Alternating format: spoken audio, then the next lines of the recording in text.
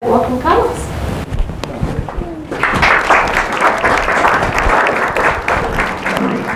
Thank you all for coming. I know it's time is precious, so I really appreciate all your effort to be here today. It's much appreciated because I know we're all busy, and even on a Saturday morning there's so much to do, isn't there? Lucky, I suppose, football's finished, or probably would have got half the people. And especially with the community thing, I think we were talking about that just prior to most people coming. It's really hard sometimes to follow up and coming artists or people starting for the first time because we're just not aware of what they do. So on top of that, and despite that, you're here. So I'm very happy, and I hope you'll get something out of it today. As Sharon said, we're trying to promote part 2.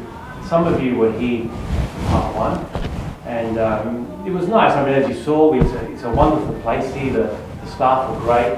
I really promote the place for people to come and read, try to get books in people's lives, especially for young people. It's very, very important.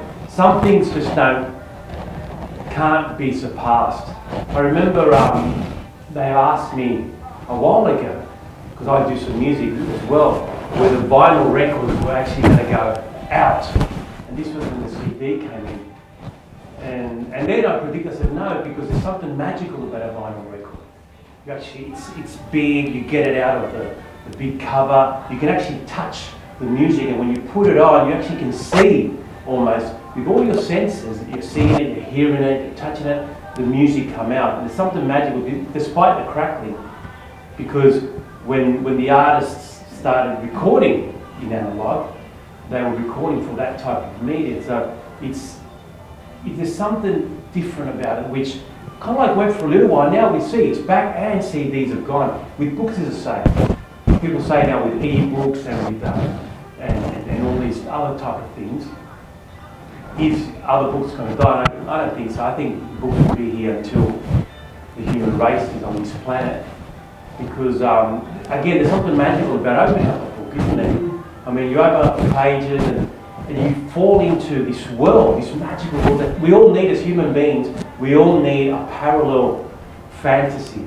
And we're drawn into that. And as a writer, I can tell you, I get drawn into it too. You start writing, and when you're writing and you might be saying something that a character's saying, you actually, I laugh, I find myself laughing, even though I actually already thought of it. It's really surreal, because it's quite funny. And even though I thought of it, I laugh like I first hear it, and you get drawn into it. And that's the beauty of storytelling, isn't it? And this is my second book. I've got the third one coming next year. I'm writing one. I started off as a hobby, so hopefully I get better at it and people enjoy it. This second book is a continuation, a direct continuation of part 1. Where part 1, for those who read it, finalises with Charlie in Peru, and part 2 continues with him there, making his way around Latin America, and then finding himself in some trouble as he goes along in some of his journey. So, with hopefully at the end a bit of a redemption. So, hope you enjoy this one if you decide to get it. There's also part 1 as well, and there's a Spanish version. And there's a couple of people here that speak Spanish. But today I'm going to read a little bit out of part 2, if you don't mind. I did read part 1, a little bit of part 1 last time. So today I'm going to read a little bit of part 2. I read a nice little bit in Fairfield 2 days ago, which a really nice end to a chapter. And I thought, no, I'm going to do something different today, just for you guys.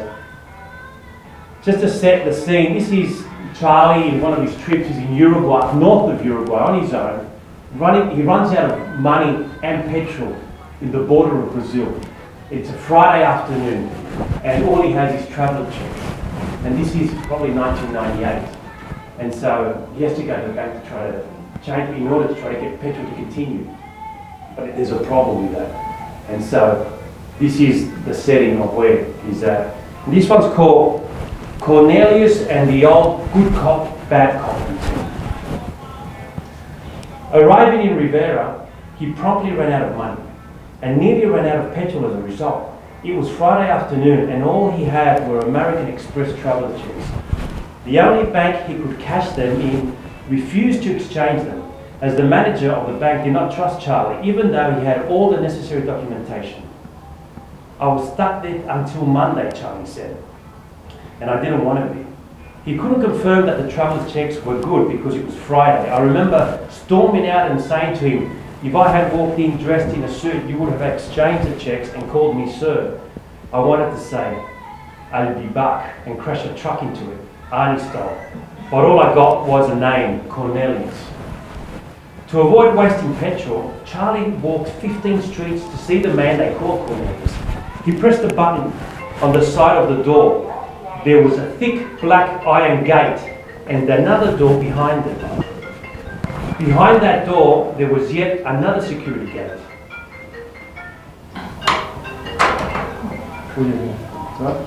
That's right. There was yet another security gate. Cornelius has something to hide, I thought. Charlie told me. Someone picked up the intercom but didn't speak. After a few seconds, Charlie continued. I said, hola, and I heard a woman say, what do you want? I said, I have traveller's checks for Cornelius, the bank sent me. There was a pause before the intercom kicked off. The first of the 3 gates opened. A lady looked Charlie up and down and said, come in, but don't touch anything or I'll call the police. He followed the woman through a narrow hallway and down some stairs. She stopped in front of a small, unpainted door and said, let me see the checks. Charlie handed them over to her. She looked at them and said, while shaking her head like teachers do reading a bad essay, traveller's checks. And you want money for these? She opened the door and nervously Charlie followed, already thinking about washing dishes at a cafe so he could eat over the weekend. At the end of the room, there was a small, bald man in a cheap suit with no jacket. He had his vest on and his sleeves rolled up. The man looked up, stopped writing and leant back on his sizable chair. Charlie did the same when he recounted the story. The man took the checks from the woman, and as she left, while scanning Charlie up and down like the Terminator, she said, Cornelius, don't even think about giving this stranger any money. The man studied the checks and then peered at Charlie over his small rectangular reading glasses. They're good, Charlie insisted. The man lowered his eyes back to the checks and held them up to the light of a small lamp before setting them down on his crowded desk. I won't know if they're good until Monday, he said with a shrug. If I get stuck with them, my wife will kill me. And he leant back on his gigantic chair. Charlie had no idea he was being played. I just wanted to get some money to eat and get out of there, she explained as I took notes. I realised only much later they had been playing good cop, bad cop. The woman returned and again said not to change the traveller's check. She made her premeditated cameo and marched it back out. The timing was impeccable. I can't exchange them, sorry. They're good and you can make a profit. I don't know, my wife will hate it. I'd have to exchange them for half of what they're worth. But even then, I don't know, 3/4, Charlie retorted. The wife charged into the room and said, Cornelius, don't give him money. I don't trust this guy. The man made a show of reluctantly taking the checks and gave Charlie 60% of what they were worth. Cornelius, he then said, introducing himself to Charlie and extended his hand. Despite what my lovely wife said, I trust you. Charlie shook his hand and took the money. The wife didn't return. She had done her job and done it well. Cornelius sat back in his chair and produced a large photo album. You going back to Montevideo, past Belisas? I have a house on the beach you can stay in. Here, this is a photo of it. And he showed Charlie a photo of a beautiful house on the sand. I want you to go there and make yourself at home. Ask for Juancito at the bar on the beach. He's an old guy, a friend of mine. Well, an employee of mine. But he will hand you the keys. Charlie left Cornelius' home full of optimism and loving life again. He returned to the car, driving 10 minutes to the border with Brazil, where he filled up the tank and bought some cheap CDs. He discovered the Mexican rock band Molotov, which had an immediate impact on him in his future songwriting. He ambled around smiling at what he realised was their good cop, bad cop routine. He observed the vendors making a living, and watching the women who looked a mixture of Uruguayan and Brazilian and spoke Portuñol. They were appealing, but instead Charlie headed south to visit a family he had never met before and didn't know where they lived. All he had was the name of a city. Charlie drove into Melo, a large city by Uruguayan standards. He needed to find his family amongst 50,000 inhabitants. He was also excited to visit the city that had lodged Juana Ibarburu, a 19th century poet and one of the first feminist intellectuals in Latin America. We could keep going, but I think that's So that was Charlie making his way. And when you're travelling on your own with little money and not knowing where you're going, there's always some adventure. That's the beauty, I think. I think we've lost that now with the digital world because we can plan to the last second our trip. You know, I love arriving at I know people think it's crazy, but I love, there's nothing better for me to arrive in a city I don't know with not knowing where to go. You can stand outside the airport and you make your plan from there. I think that's something from the past. And so the new generation that read this, you might be hard to get their head around it because these days with the internet you can actually do anything, couldn't you? Get some money out, you know, pretty much everything's resolved. But in the end, I think also we miss out on the opportunity for stories. Any questions? Yeah. Is Charlie's story autobiographical? Yeah. All the stories are true in there. It's like they asked Charlie in the book, are all the stories true and is it about you? And he said, well, all the stories are true, but nothing's about me. They kind of wash his hands of it. But yeah, all the stories are true. The characters are true. This Cornelius guy is true. And you meet so many characters when you're traveling, especially in third world countries, you know, when people have to make a living somehow, you know. And the beauty about traveling on your own is that people allow you into their homes. Put it this way: if there was 2 or 3 people, there's no way they would allow them into their home. And so this story was just gone into thin air, really. And by the way, that house, there's another chapter where Charlie actually goes to the beach home and he looks for it, he can't find it. He goes to the bar, he can't find it, and eventually asks Lifesaver, because it's supposed to be on the beach. And he goes, yeah, it's there it is. And it was actually a piece of roof on the sand. The sand had ate it up, and the Lifesavers just put their stuff in it. They used it as a little cubby house. And so Cornelius got Charlie again. It was a character. And that was his name. What a great name. You couldn't invent a better name for that character. That was actually his name, so yeah, Cornelius. So, any other questions? Right. Well, I hope you guys enjoy the book, enjoy other books too. There's so many wonderful books. I mean, if it wasn't for people recording their ideas, firstly, of course, in cave walls, then, of course, through art, then in the 1600s when we had the print, you know, a lot of people recorded their story. Look at the music they would have lost from Mozart and Bach and music from other places. Some of in Western culture especially, we don't have that secret knowledge passed on, so it's all passed through here. Like in tribes, where they actually pass on how to make music and where water holes are through oral history. So that's how they maintain it. But in Western culture, this is what we've got. That's why we know how people lived in the year 2000 and why Socrates said, I only know, I know nothing. I have a question. I know you're referring to the travel show. Do you find it's easier to keep a period of time, and that's the autobiographical, where it is in the 1990s, you stay with that, because it's the time, it's not, people don't need to use travel check as much now, so that's right.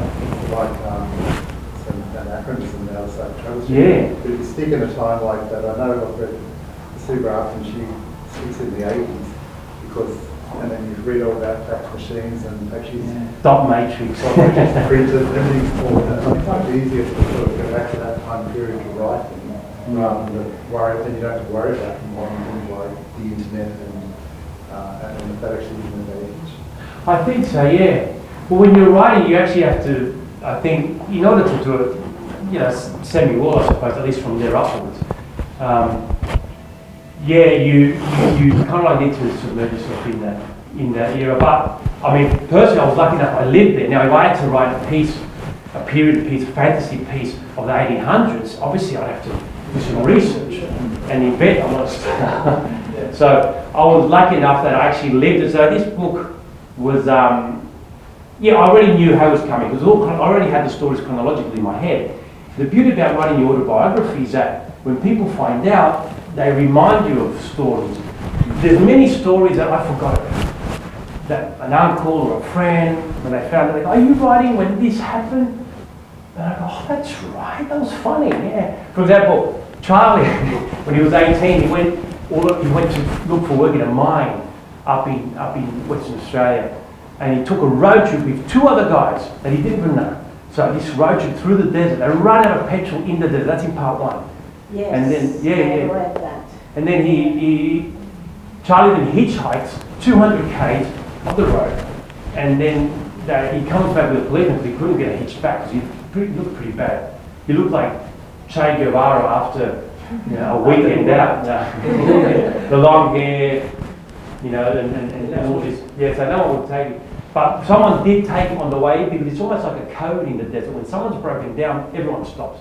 We had to wait 3 hours because there's not many cars, but people do stop to code. Whoever it is, someone's on the side of the road, people stop. That's a good thing. So there was only one of us that could go, so I went because I was the least mean looking. I was only 18, these guys were like 30.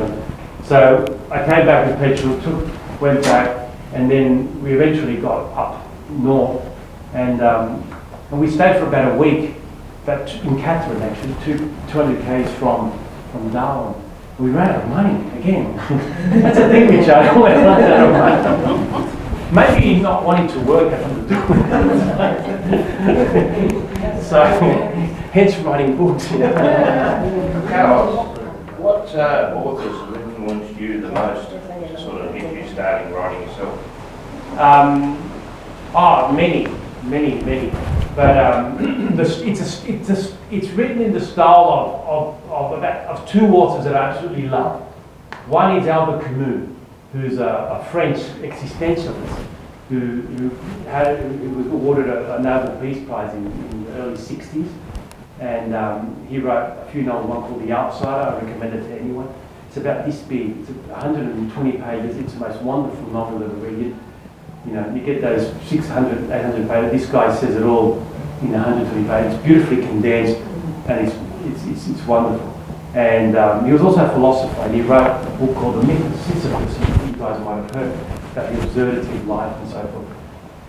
And I love Camus' style because he's very sensual, not so much in the erotic sense, but in the material sense of the senses. Like actually, when he talks about when he's in Algeria, because he was French, but he was born in Algeria because he still is a French colony, and his father died when he was young, extremely poor, and he would talk about the cafe, and you can actually smell the coffee, and he talks about the wonderful beaches, in the Mediterranean, and I love that style, condensed to the point, but sensual in the sense that you can actually smell it and hear it. So I'm not at that level, but it was almost like an exercise on that. Actually, the next book is even more so. But the other writer is a Uruguayan writer called Eduardo Galeano, who's a wonderful writer, and he writes in little paragraphs like Nietzsche does, a philosopher. And he has historical books and novels, but his historical books are real events that happen to real people, and he just makes it beautifully poetic. So he does a lot of research, and then from that he gives you little spurts. So you learn about history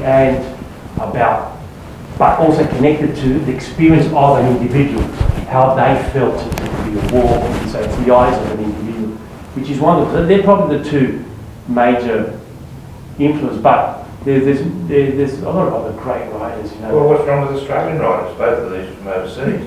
Yeah, I know. There's a few good Australian writers. I love actually Peter Carey, but I like Peter Carey's short stories. If you want one of the best short story book that you can buy anywhere. It's from an Australian writer called Peter Carey, and it's called The Fat Man in History. And it's 10 short stories that he had, and it's wonderful. Yeah. And so what they did, in the late 1980s, they had this painting with this guy that's a little bit chubby, standing in the middle of a highway, and they sent it out to some well-known writers and asked them to write a short story about it. And so there's about 20 short stories about this painting, and one of them is Peter Carey, which is the best one. And he actually then wrote 9 more different ones, not about that character, and he called it The Fat Man in History. And it's a wonderful. So yes, Peter Carey is one of the people that I love, but he hasn't influenced me in my writing because I don't write short stories, but he's a wonderful writer. Strongly recommend him. Tell us about the publisher. Is it self-published? It's self-published, yeah. A lot of people say, oh, why don't you just send it out to try to get... And I will, maybe, but I think self-publishing, it's like the truth. It's just quicker, isn't it? It gets it out there, and like there's been many books that have been self-published. If it takes off, then a big publisher, you know, they're interested in money basically, so they'll say, I'll publish it for you. And that could be a chance, if people like it and buy it, someone will take notice, I think, and that's the angle I took. But it took 8 years to write, and I just wanted to finish it. And with sending out manuscripts, it's a long process. You don't hear back for about 6 months, if you hear back, and then you have to. There's a lot of things you got to send and so forth. So it's but because there's no real topic that sells, you know, with regards to, you know, taking things that you shouldn't, you know, for example, when you're on a night out. Cuddling, you know, with the person you love. I'm talking in code, of course, when I was a kid. And also, you know, big car crashes and stuff like that. It's not really attractive for the 90% of people that look for that type of stuff. So it's not a book that a bit like Peter Carey, a bit like Albert Camus, and a bit like Eduardo Galeano, even though all of them are international now, they've actually been already, they had the stamp of approval by the main media now.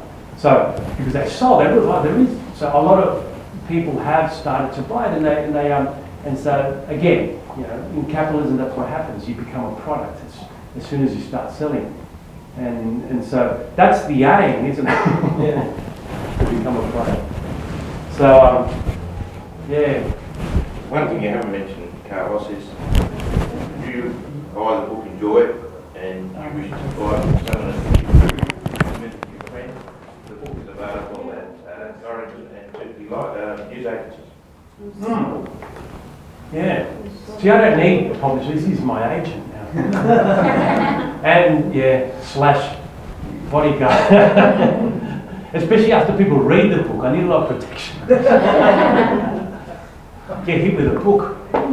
Was it any reason why you wrote it in third person? It just naturally, when I started writing in 2010, it took 8 years to write. 4 years to write, 4 years to proofread and condense. Like I said, I wanted to condense. I took away 30,000 words from it that I didn't think I needed with the help of proofreaders. So 3 different proofreaders actually. And then, and yeah, I don't know, I just thought it's one of those things, third person liberates you, you know what I mean? The problem with, actually the next book that's coming out in September next year, which is part 3 of the series, but it's not part 3 of Think by Charlie, it's actually called Peeling the Sealess Moon, and it's a prequel. So Alistair is the person who interviews Charlie, and it's about Alistair prior to meeting Charlie. And that is in first person present. But you're very limited because the only thing you can write about is when that person is awake through the eyes of that person. And there's no narrator.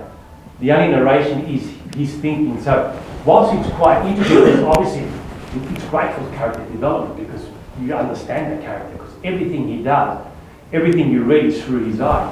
But it's very limiting, but it's wonderful. It's a great experience to do. Third person liberates you, and as an autobiography, it liberated me to be critical of myself and to acknowledge and to make us light, I suppose, of a lot of the good and bad decisions that I made or that Charlie made. And in addition, Alistair, the person who's writing in his first person, I suppose, in the author's third person, goes in to interview Charlie without really liking Charlie. So he's quite cynical and looking at Charlie from the point of view of someone that doesn't know a person but just decides to come in with certain prejudices, like we all do when we meet someone, you know. And then it's really the book's about Alistair's journey through Charlie's life. Yeah. And then I'm glad I wrote in third person.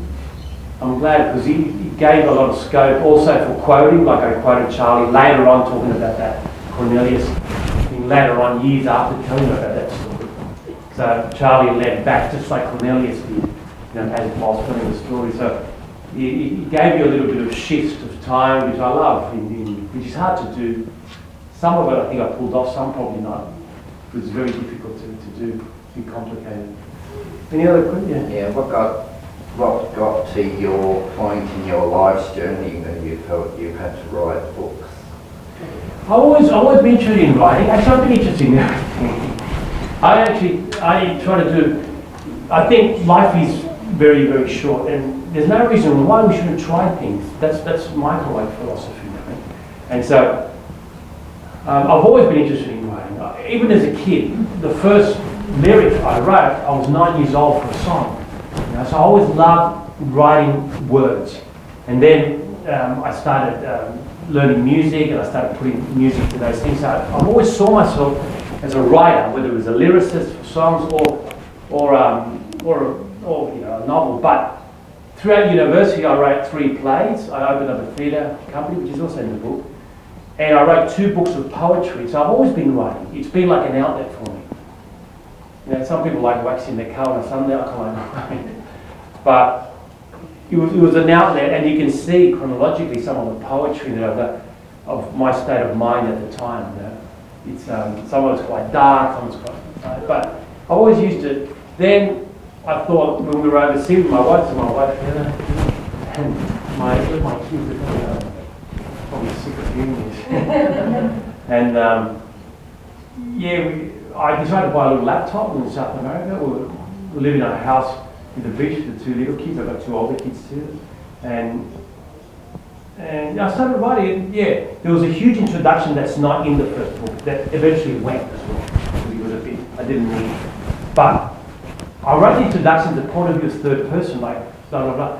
And then I continued that way. Because then I was going to change to first person. I thought, but I just loved it. And then I kept it like that. And so we went away for about a year. I was in a wonderful place in Uruguay. 50 metres from the beach, you could hear the waves. A little house, very little modest house. But it was a wonderful little house, beach house. We had a barbecue area there. We make barbecue and we could hear the waves as you're doing it. All the kids, very, very poor, quite a poor place. The kids, well, especially Damien, little one, was just more played around with some of the kids and outside of the street barefoot, all that sort of stuff. And it was quite inspiring to write. And I thought I wanted to start writing about the last couple of years of my life where I made some bad decisions. And then as I started writing, I realized, no, I have to stop because it doesn't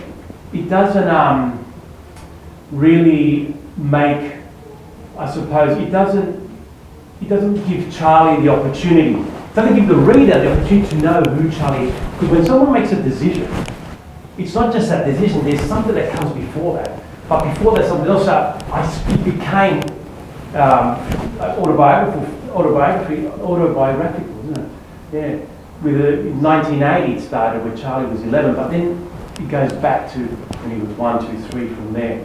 And it was a wonderful start there because when Charlie was 11, he went back in 1980 to Uruguay on a Russian ship in the middle of the Cold War. So it was a very surreal time to start it. I mean, the first lines are, in 1980, Charlie, 12 years old, was on a Russian ship going back to his parents' homeland in the middle of the Pacific, in the middle of the Cold War, and in the middle of a very bad decision. And so that kind of sets it up, the rest of all the bad decisions of not only Charlie, but some of the people around him significant. Yeah. And so, yeah, that's how it happened. Then it became, I just wanted for the reader to understand how decisions, because when you hear something in the news and you hear someone did this, or you hear about someone, they did that, or they, it could be whether they got divorced, or they robbed the bank, there's history before that made that person take that decision, which was a wrong decision, but then it makes sense, it makes sense, okay, I can see why you did it, and I agree with it, but I can see why. It wasn't just spur of the moment. In one's lives, that's what happened, yeah. So do you identify more with the adventures of Charlie as a writer, or more as a commentator on the events of Charlie? As a commentator, funny enough, now, yeah. I speak a lot in Charlie's third person for like 8 years. G'day, how you going? All right. Come in. You missed all the jokes. Can you repeat them? No, I've run out of them. Thanks for coming. That's all right. And so I was just answering the question of, what was the question? Whether you as a psychologist... Yeah, that's right, yeah. ...towards Charlie and his adventures, Yeah. as a commentator on the adventures. I'm totally, separate from it now. So the question is whether I relate to Charlie as me or as the writer in a way, isn't it? As a psychologist from outside, but I see myself as a narrator, as a commentator of Charlie's life, funny enough. Yeah. You kind of like, after writing and thinking about it in third person so much, I think, yeah. So some of your psychology comes into Alistair then as well? Yeah, definitely, yeah. It's quite a philosophical novel in the sense that there are parts where there's a lot of discussion about life, love, death, that type of thing. Not in a theoretical, academic way, but just in the eyes of a common, ordinary young man, yeah. And how he could have done better. That's right, yeah. Or just, I suppose at the time, for an individual, I think it's very hard to work out how you could have done it. But I think in hindsight, we work it out. Later, straight away, it's very hard. Especially when you're young, you know what I mean? When you're young, it's very hard to do that. But in hindsight, I think it's a great learning opportunity for the future decisions that come. Yeah. You said it took a long time writing the book. Is it like you'd have to just put it away and not touch it, or you'd have to force yourself? No, I didn't have to force myself, but I can't concentrate for too long, funny enough. I think I've got a problem. I actually read a page, and it could be the best book in the world. I read a page, and that's it. With writing as well, I can read it. I can write a paragraph. I've got more ideas, but yeah, I think I grew up with a learning disability. Difficulty. I think I did. And that was from the trips, not from, the LSD, but from the plane trips and the living in different countries. Charlie came here when he was 3, then he went back to Uruguay when he was 11. When he was 16, he went to Argentina. Then he came back to this. So he was always leaving friends, leaving people. He became quite alienated, but very independent. So I think that made him very confident, I suppose, in order to tackle things alone. And so that was one good thing. But it also created, because of the changes of culture, changes of school, changes of languages, he was always behind academically, always. And that created a learning. Yeah, for sure, without a doubt. And concentration issues. As a psychologist, I can see that now. So everything that Charlie's achieved was with a lot of tears, blood and sweat. That's for sure. So is that what you studied at uni, psychology? Yeah. And actually I talk about it in the second book when I got into psychology, and it was, I'm not ashamed to say it, but it was almost by pure accident, in a way. Pure coincidence. Yeah, I did my HSC, I was talking first person now, I didn't finish my HSC in South America because then I had to work. I started working in South America when I was 11, and I worked throughout until about 18 when I came here. Then I kept working. I went to factories, did construction, whatever I had to do. And I did this little course on panel beating, this course on graphic design. And there was this wonderful, I talk about it, this wonderful man that was in charge was a coordinator of Granville TAFE, and I would go back to him 6 months. I go, have you got another course? He was actually a Chilean young man who helped me tremendously. Carlos said, why don't you just do your HSC? You know, you're looking, and I go, yeah, you're right. Because I didn't know, and he actually guided me. So I enrolled, I did my HSC at TAFE at night, 5 days. That was the hardest thing I ever did. Harder than doing my master's or my honours in philosophy.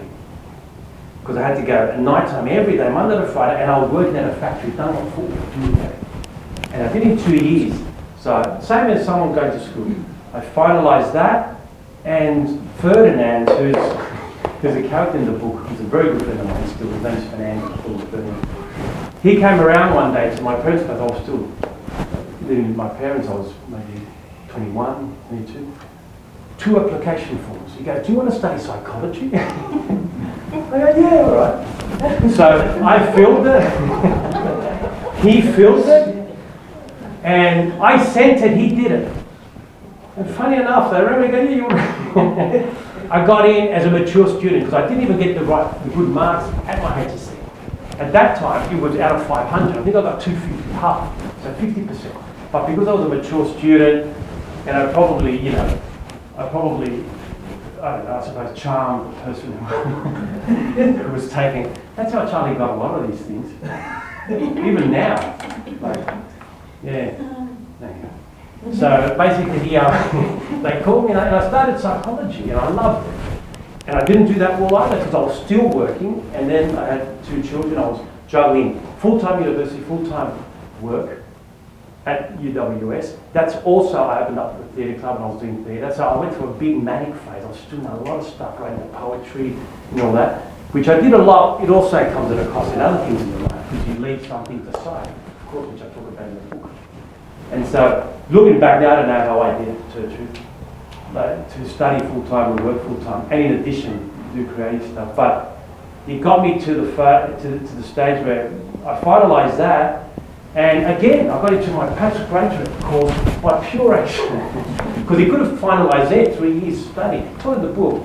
And in a way, I say it because I want people to have hope for themselves. You don't need to be a super duper brainy person to finalise it. You just have to have a lot of determination. And if you put yourself in a position, the universe will give you back, or God, or whatever you believe in. And so, because I was working, and I was working in the disability field at the time, and I had already been there like 5 years. I started in 1991 working, and in 1990 I started my studies. So when I finished my Bachelor of Arts, I applied for a master's degree, and there was only 7 spots. There was about 200 people. 5 spots got taken by 5 people from outside the university because of their marks. So from Sydney, they didn't get into Sydney, they got that next chance, you know. There was 2 spots left. One was to this girl who did the best in the whole year, and so, you know, she got the highest mark, and the other one was Charlie. And I was quite average. But they wanted to give the chance to somebody who was already had experience in the field. And so I did my master's degree. Then I graduated as a master's degree. Then I found a supervisor. They told him I won't go into it, but again, the universe provided a supervisor, a great supervisor, which I learned on him. He taught me a lot of alternative type ways of looking at the world. He wasn't like one of these strict behavioural psychologists. He was a Buddhist and he was a vegetarian. I'm not, none of those, but he gave me the other side. And he made me do a lot of IQ tests rather than paying, but I didn't have a cent. So it was very expensive. So in a way, he gave me a lot. And so I finalised that, and I opened immediately my practice, where most people don't. And so I became a really good psychologist, I think, right now. From 1996, once I opened my practice, I didn't learn much in university, like no one else does. No one prepares you to be a good psychologist at university. Just like a great writer. You can't study that. You actually become that in your experience with people. So now I've been practicing for 25 years, and I've learned a lot through that, through my patients. Well, you know, people that know me, who have come and seen me, they know that what I do, I have a pad, I make notes for what the patient does, and then the patient says something cool, and I write it down. Because I'm learning, I love learning from people. And so that's the perspective I take with my psychology. And I think from 25 years ago, I've become a lot better at my job. Yeah. And you said music was in there too. Yeah, music's always been in my life. Yeah. So we can band. Yeah, we had a little band. Again, it's in the book. My brother's a guitarist. Again, I made do. We were looking for a bass guitar. We had a drum. There were two guitars. Because I learned the guitar by myself, and then no one couldn't get one. You know what? I said, I'm going to buy a bass guitar. So I just bought a bass guitar. So I made myself. So I got a bass guitar, and we formed a band. We were lucky enough to go twice to Argentina and record 2 albums with very good musicians, top musicians actually. And we played at the Hard Rock Cafe in Buenos Aires, which is now, I heard, is closing down. They're closing it down. So actually someone from the Hard Rock Cafe sent me an email saying, do you know that they're closing it down? So again, I was fortunate enough, but also through just pure, I suppose, the way I see it is that the only skill I have is not really caring about the result. That's the only thing. People say, oh, you did so much, you did it. But I don't really care how it goes out. So there's been a lot of mistakes, a lot of things that have bounced back in my faith, but a lot of things I've actually hit because it's just like throwing darts at a board, you know what I mean? And then eventually one hits the bullseye, and that's it. And the one that hits the bullseye is a wonder. It's like scoring a goal, right? You might miss 10 goals in the grand final, but you score the last at the end and you win the grand final. No one's going to talk about none of the ones you've missed. And I think I learned that through my childhood and adolescence because of having to restart and restart and restart. Like I said, not worrying about going to a country, starting again from zero and not knowing anyone. It's actually quite thrilling. But that's because of, I think, the way my life panned out. And it could be slightly, of course, abnormal, but it's what I know. Yeah, like we all do. We are only a sum of our experiences, aren't we? So is there a dominant faith that might be revealed in your books, part 1 and part 2, Sorry? that make you persevere throughout all of your experiences, whether it might be the faith of niche, a particular life goal that is in the books that might be underlying it, that now is your faith as it stand on? Because you have a philosophical position which you uphold. Yeah, I try to remain middle, always. I went to Cuba in 1998, and on my own again, of course, not knowing anyone, and that's in a chapter in the first book called "Take Me to the August Sun in Cuba." It was August, and so and what I did when I was writing it, I went there with a perspective of trying to look at the political, because you can't escape the political situation, especially in the 90s in Cuba. And so I wrote a discussion between a pro-revolutionist, a pro-Fidel person, and one that was anti. And I tried to give both, because I did talk to people that were pro-Fidel Castro and anti-Fidel Castro, about 50-50. And both of them had really good ideas. So I wrote it like that without giving my opinion. I just made a good... So that's what I tried to do throughout, but the philosophical part of living life, I think what people will get out of it when you read both parts is that regardless of what you try and you attempt, eventually it all works out. It seems daunting, but life always finds a way of working out. Yeah, I think. I mean, the Cornelius story is one of them, you know what I mean? Just when you thought they kick you out of the bank, that's the end. Wow, what a great story you got because of that, you know what I mean? And it worked out wonderful. And then the house, on the beach and so forth, and that took us to other things. So I think the underlying philosophy is don't feel afraid to follow what you want, but also the consequences aren't that bad. I mean, if Charlie survived without internet, without money, without anything in a third world country, with in the middle of Uruguay, in the coast of Uruguay, on the border, and in the middle of the Australian desert, when he was 18 years old, without water or thing, and he survived that. That sounds like a pretty bad situation, but somehow, if you're positive and you're hopeful, things work out, I think. Carlos, I am a bit concerned now that I know that you've got a master's degree, does that mean I can call you Mister? Well, it's better than alternative what you've been calling me. Do you write a diary to record all your memories? No, funny enough, no. Or it was all people and people telling me. And as I was going to say when we got to up the north and I think then I answered your question, I didn't get to the little story that I had forgotten that my uncle had told me. Oh, g'day, come in. Now you can start at the No, beginning, guys. could have started at the beginning, yeah. That's all right. Diary and story. See, I'm very forgetful. Diary story. Yeah. No, I didn't. It was all by memory, and so people told me, and like I said my uncle said to me, did you tell them this? I had finished the book and said, did you write about the story about the frozen chicken? And I said, frozen chicken. And then he told me, and this is a story. So I went back and put it in, because I had told my uncle who lived in Argentina, he's Uruguay, but he lives in Argentina. 10 years later, that story, he remembered it, I had forgotten. Isn't that incredible?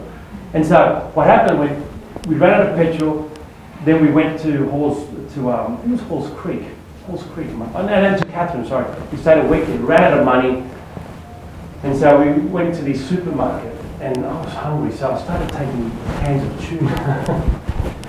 And I started walking out with a can of tuna, and then this other guy who was older than me, he smoked, and I didn't smoke, and he wanted me to steal him a packet of cigarettes. And I said, no way, at least if I get busted taking a can of tuna, I can show I'm hungry, I have certain morals, believe it or not. I mean, the tuna's already dead, I mean, it was either that or having to work. So, terrible. And so we got into this punch-up, really. Here I am, 80 years old, I get into a punch-up with a 30-year-old. And I don't even know how to fight, but, you do what you got to do, I suppose. Anyway, so Nam, who was this Pacific Islander with dreadlocks like that, like all the way down, all he did was put reggae music in the car. That's why I really love Bob Marley, but it brings back, I've got post-traumatic stress disorder from it. It's all the time in a cassette, And then, what comes with Bob Marley too, of course. So it's, and so I was just over it. So it was a really interesting trip. And he was 18, these guys 30, and this guy looked mean. His name was Na. N-A. Pacific Islander, the drill with the thing. Loveliest guy you could meet. Always, those guys that wear black tight jeans even on the beach, that type of guy. Smiling always because of Bob Marley, of course. and never said a word, only when he had to. And he goes, he kind of sorted us out. He went in, and I went in with him. And he grabbed a frozen chicken from the thing, looked around and stuffed it down his tight pants. This is in the book, and this is real. Anyway, he goes, gets something else, pays, and walks out. And when he walked out, it's a bit more to it, but I want you to buy the book. So. And that story is so incredible, isn't it? Like this guy stole a frozen chicken in his pants and walks out with it. I mean, you had to be there. And I'd forgotten that. And my uncle, who I had told, in Spanish, by the way, 10 years later, he reminded me 20 years later about it. And I go, it's a great story. It really set the scene, one, of how desperate we were, two, the character of Nine, of what type of person he was. And so, yeah. Any other questions? Do you have a question? No. Do you like books? Yeah, but good books, eh? Yeah. Dr. Zeus. Love Dr. Zeus. Well, the books, look, they're out on Amazon. They headhunted me. They said, Carlos, let me release your book. Like, oh, right. It's about $22, but it's American. It's going to cost you about probably almost 30, like 25, 26 bucks. But you can also get an ebook, which is great. If you look for new authors, I recommend ebooks. It costs you $2, $1, $3. I think this is $2. You read a bit, you don't like it's $2 on the computer, on your phone, and you delete it. And if you like it, then you can order the hard, the the hardcover. And Carlos will sign it for nothing. Do his signature or whatever. Yeah. And I mean, the good, if you do buy it through Amazon, the good thing about it, you can review it. So I wouldn't mind people reviewing it. And if you don't buy it through Amazon, I'm selling it here pretty much at cost price at about $20, yeah. It cost me pretty much $13 between publishing and getting American to send to me each one. So I think it's $20, you know. That's $18 it cost me. But, yeah. So pretty much cost price, I prefer people to have it. And if you do buy it, even if you buy it from here, you can go to Amazon and still review it if you like. So as a self-publisher, that's what we live on, you know, other people. As you know, when you go buy a product, or you go Airbnb, whatever it is, you see what other people say about it.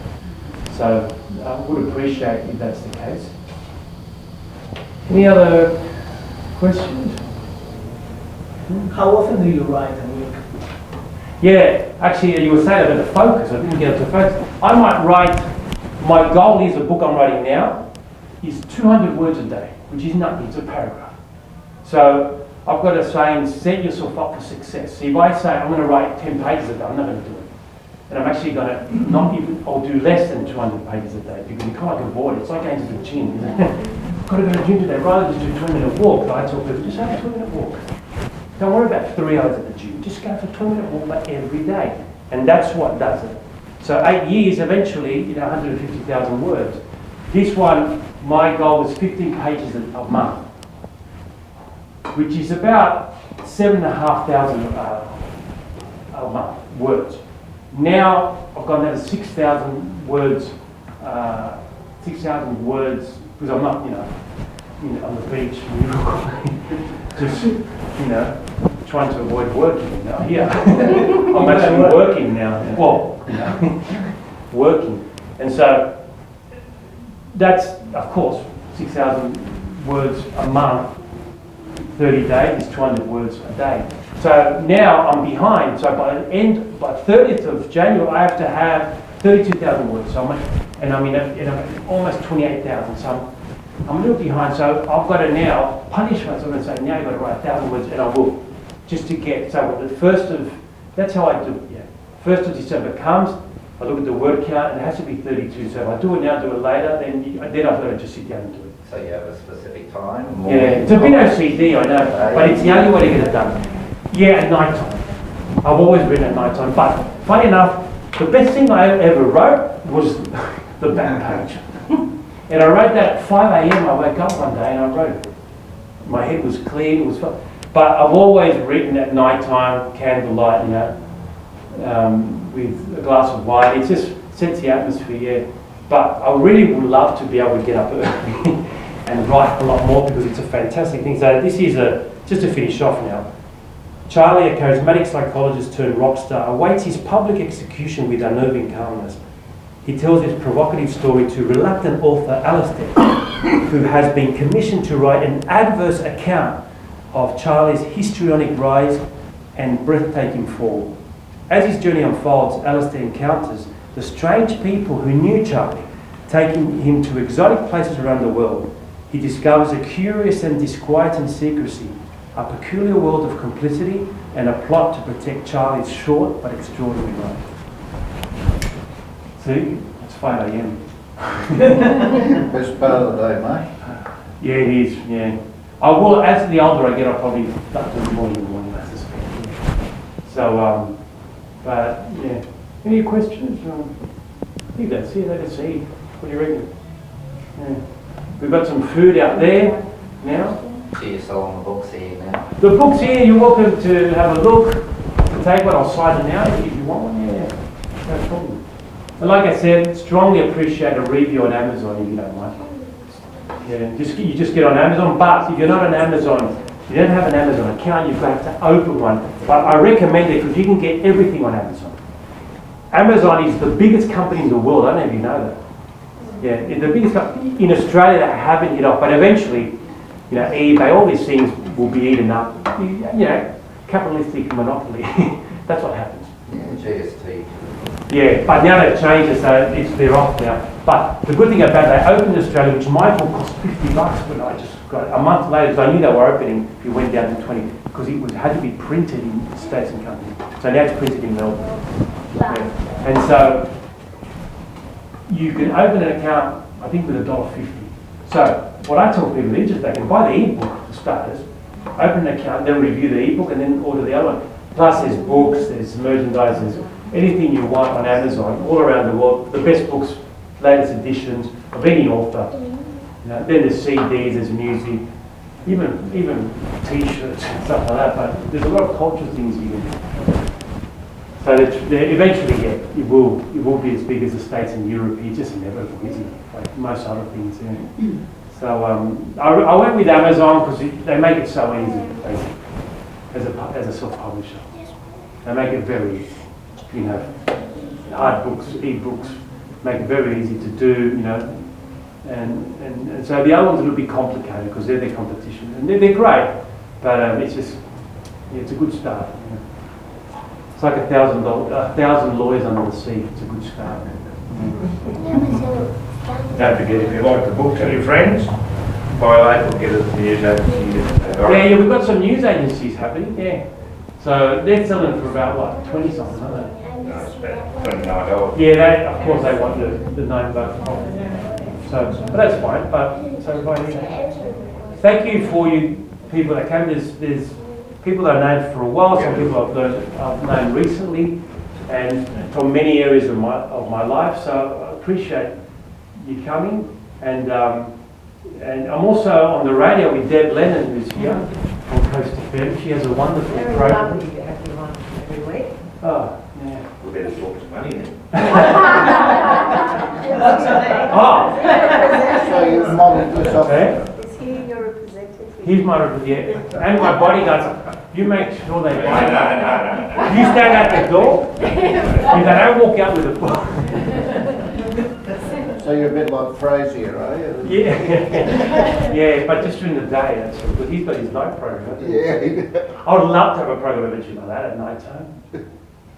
Yeah. Do you have bed with Carl? Yeah. Do you have the Sorry? do you have the first one? Good night, Charlie. Yeah, the book. The first one's here too. There with Deb Lennon. Thursdays 11:20. I'm on with her, but Deb has a wonderful. It's a bit before I went there with my wife. We were saying we always listen to Coast FM when Deb was on because she plays 80s music and good 80s music. You know what I mean? So a lot of Aussie rock, but also like the cool music that we love from the well, most of us anyway.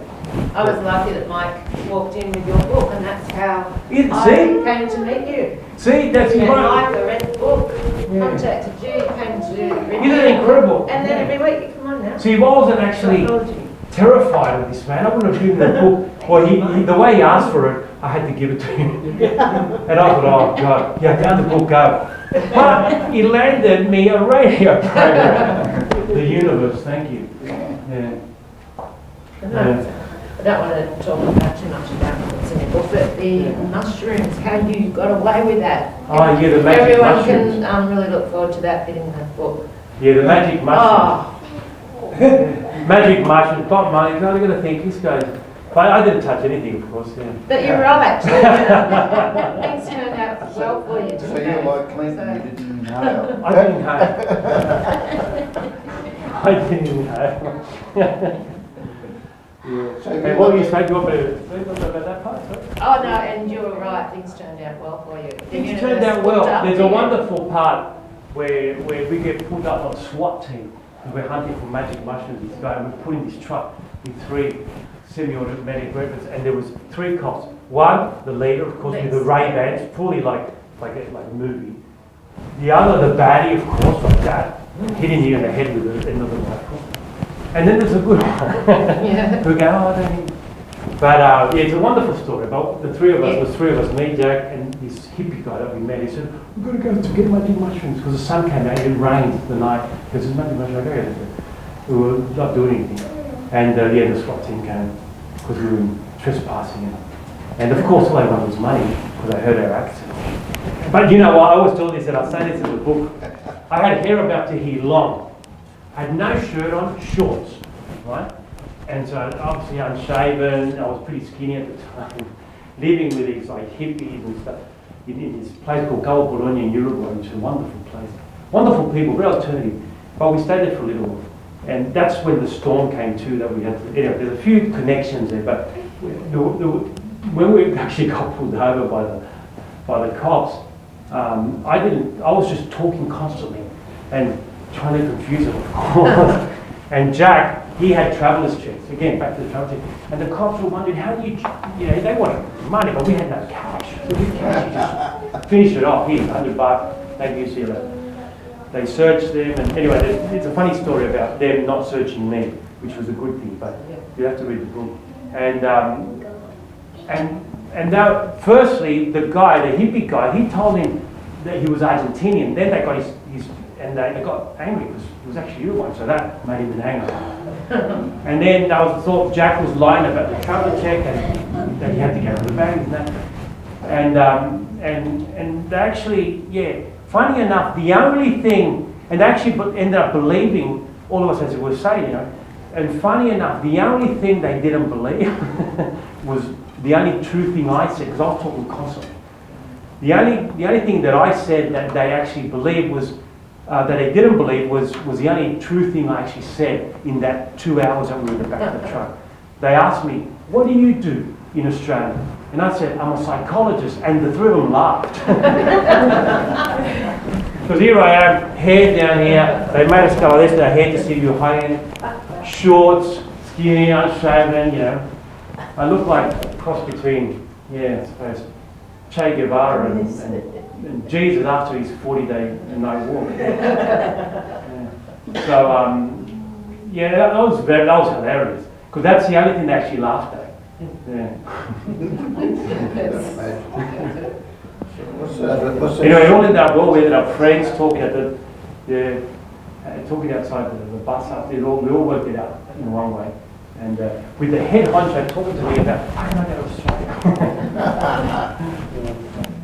Did you want to ask something?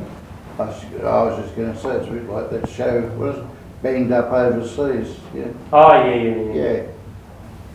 Yeah, it's scary at the time, but I recommend anyone just to take that. It's like that, you know, that safety step that they teach in the school.